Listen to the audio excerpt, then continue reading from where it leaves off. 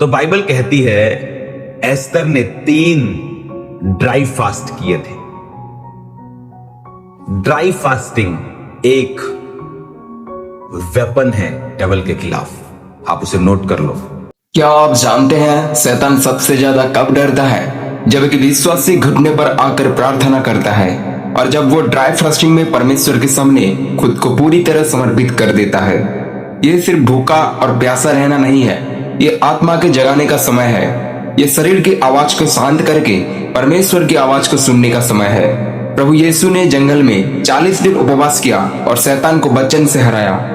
आज भी जब आप सच्चे मन से उपवास और प्रार्थना करते हैं तो आत्मिक जगत में हलचल मच जाती है। लेकिन याद रखिए, ड्राई फास्टिंग कोई खेल नहीं है। इसे समझदारी, प्रार्थना और मार्गदर्शन के साथ करना चाहिए। तो तैयार हो जाइए, क्योंकि आज हम जानेंगे कैसे ड्राई फास्टिंग बन सकता है आपका सबसे शक्तिशाली आत्मिक हथियार। ड्राई फास्टिंग कैसे करते हैं?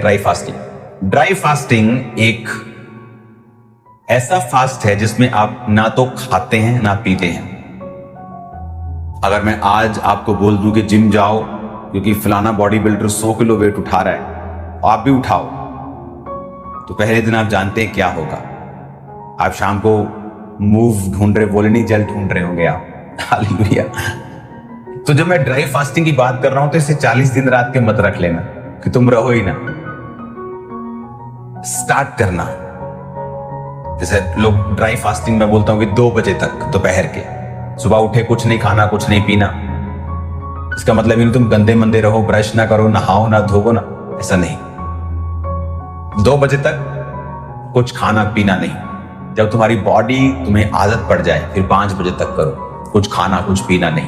जब आदत पड़ जाए इसे 1 दिन में लेके जाओ। इस तरह से बढ़ना है, क्योंकि वो हम पूरी तरह से शरीर में सफर करें ये परमेश्वर नहीं चाहता। लेकिन फास्टिंग के दौरान क्या होता है, जो डेविल के अटैक है, अब डेविल ने सोचा पूरी कौम का नाश करने के लिए, लेकिन उसने क्या किया?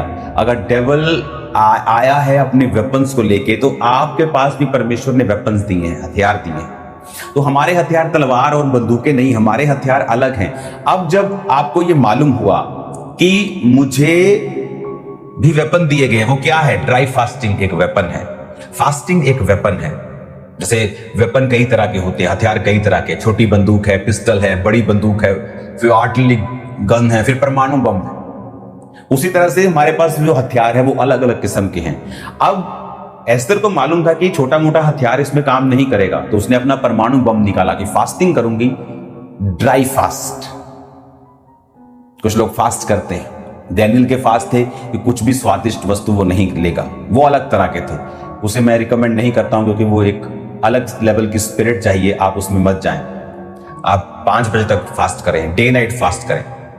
जब मैं फास्ट 2005 में जब मेरी जर्नी शुरू हुई, तो हम 3 दिन डे नाइट के फास्ट मैं हर वीक में रखता था। 3 day night every week, 3 day night every week, 3 day night every week. और जब डे नाइट के नहीं होते थे तो डे के भी साथ में चलते थे। लेकिन मैंने ओवर फास्टिंग की है अपनी लाइफ में, मैं अभी वो भी आपको रिकमेंड नहीं करता। उसका असर तो है मेरी लाइफ में, वो मसा तो है, लेकिन फिजिकली बहुत से चैलेंजेस मैंने उन टाइम्स में फेस किए। तो मेरा रिकमेंडेशन है आप फास्ट करें 2 बार हफ्ते में।